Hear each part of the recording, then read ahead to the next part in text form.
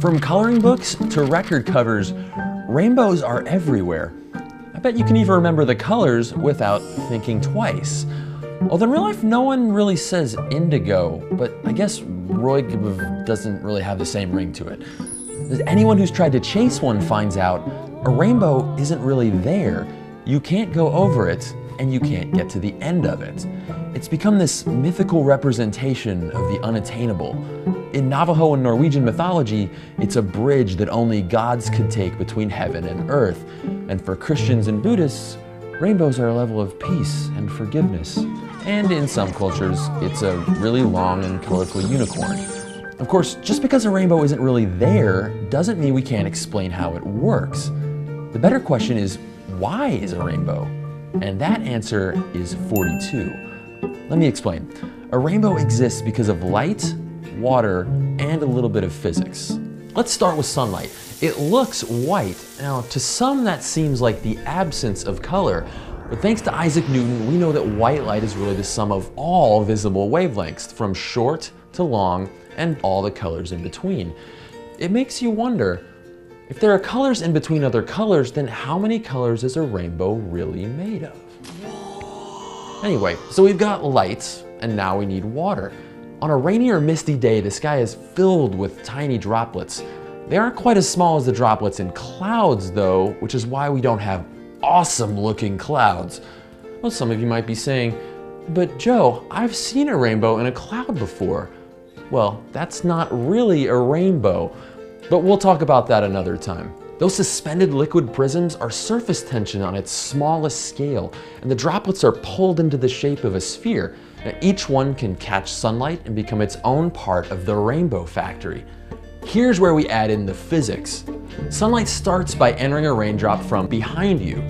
The light goes from one medium, air, into another, water, and that causes it to bend slightly thanks to a process called refraction. Different wavelengths of light bend at different angles, so this causes the white light to separate.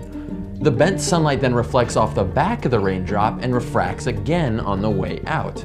When we measure the angle between the light that went in and the red light that comes out, the answer is 42 degrees. So how many drops does it take to make a rainbow? Well, a lot, because each color exits at a different angle. One raindrop will send red light into your eye, and another drop will send violet light.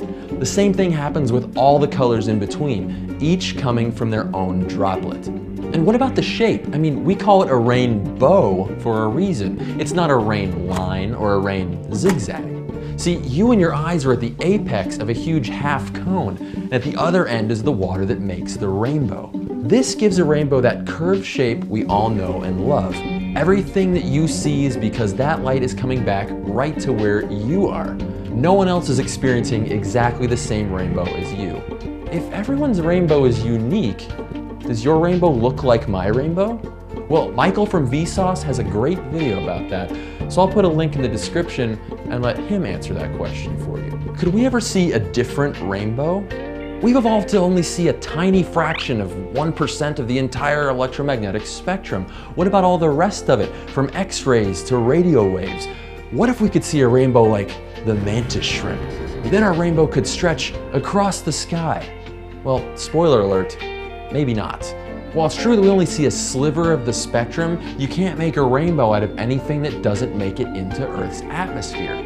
Take the sun. It actually emits almost half of its radiation right around the visible range, which is exactly why we evolved to see that range. The rest of the sunlight is mostly infrared and just a tiny bit of UV. If we could see a rainbow made of all of that, well, it would only be about twice the width of the one we're used to. Unfortunately, if we could see infrared, we'd be blinded by the infrared radiation emitted by all the warm things around us, including the Earth itself. And turning up the sun wouldn't work either. Most of the electromagnetic spectrum is actually filtered out before it reaches Earth's surface. But what about all those radio waves? I mean, they're traveling freely through the atmosphere. Picture all those bands way beyond the red side of our rainbow. Sadly, having radio antennas for eyes would also be a blinding experience because the air is filled with the signals from our Wi-Fi, mobile phones, and, well, radio. I guess we'll have to be happy with the rainbow we have because it's pretty much the best rainbow we can make. The next time you see a rainbow, remember that even though there's no pot of gold at the end, no one else can see exactly the same rainbow that you can. And that sounds like treasure to me. Stay curious, and thanks for watching.